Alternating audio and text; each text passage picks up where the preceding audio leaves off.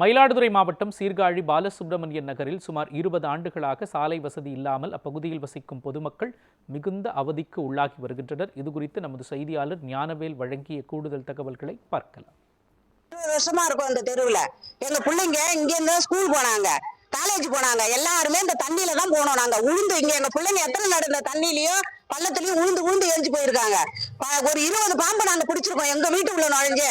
எல்லாம் 500 பணம் கொடுத்து நான் பிடிச்சிருக்கேன். என் வீட்டுல கரண்ட் வசதி கிடையாது, சாலை வசதியும் கிடையாது, கால வசதி எதுவுமே கிடையாது. நாங்க தண்ணியில தான் கொசு, பாம்பு, சுள்ளா எவ்வளவு இதுல நாங்க கொடுமையில கிடக்குறோங்கிறத அந்த அந்த பக்கம் வந்து பாருங்க.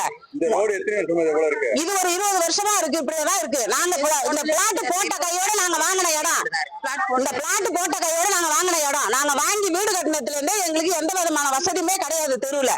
நாங்க கிட்டத்தட்ட 100 குடும்பமா இருக்கோம். நாங்க 100 குடும்பம் இருக்கும்போது இந்த சேத்துல இதுலயே தான் போயிட்டு இருக்கோம்.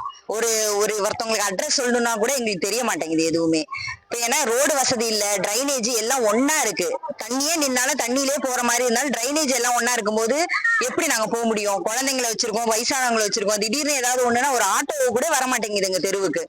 என்ன பண்ண முடியும் சொல்லுங்க? ஸ்கூலுக்கு போறது ஒரு வேன் வராம நாங்க 2 தெருவு தாண்டி போய் ஏத்த வேண்டியதா இருக்கு. இப்ப நாங்க எங்கேயுமே வெளியில போனாலுமே ஒரு 3 தெருவு சுத்தி தான் நாங்க வெளியிலே போக வேண்டியதா இருக்கு. இதுக்கெல்லாம் நாங்க என்ன பண்றது சொல்லுங்க பாப்போம்.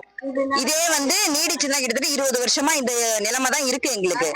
இதே நீடிச்சுக்கிட்டே இருந்துச்சுன்னா இந்த நாங்க ஓட்டு போட மாட்டோம். நாங்க போர்டு வைக்கலான்னு இருக்கோம். எங்க சைட்ல யாருமே எலெக்ஷனுக்குன்னு ஓட்டு கேட்க வராதீங்க. இதுதான் எங்களோட முடிவு. இந்த பகுதிக்கு சாலை வசதியே இல்லை. எந்த அரசியல் கட்சி வாக்கு சேகரிக்க வந்தாலும் உத்தரவாதம் கொடுப்பதோடு சரி, அதுக்கான தீர்வு நடவடிக்கை எடுக்க இதுவரைக்கும் யாரும் முன்வரவில்லை. கடந்த மழைக்காலத்திலே அப்போதைய மயிலாடுதுறை மாவட்ட ஆட்சியராக இருந்த மகாபாரதி இப்பகுதிக்கு நேரில் ஆய்வு செய்து அதிகாரிகளுக்கு உத்தரவிட்டு இதுவரை சாலை வசதி ஏற்படுத்தி தரவில்லை என பொதுமக்கள் கூறுகின்றனர். இதனால இன்று அதிருப்தி அடைந்த இப்பகுதி மக்கள் நாட்டு நடுவு போராட்டத்தில் ஈடுபட்டு உள்ளனர். இதுக்கு மேலையும் இந்த பகுதிக்கு தீர்வு காணும் வகையில் சாலை வசதி ஏற்படுத்தி தரவில்லை என்றால் வருகின்ற சட்டப்பேரவை தேர்தலை புறக்கணிக்க போவதாக மக்கள் தெரிவித்துள்ளனர். நியூஸ் 7 தமிழ் செய்திகளுக்காக சீர்காழியிலிருந்து ஞானவேல்.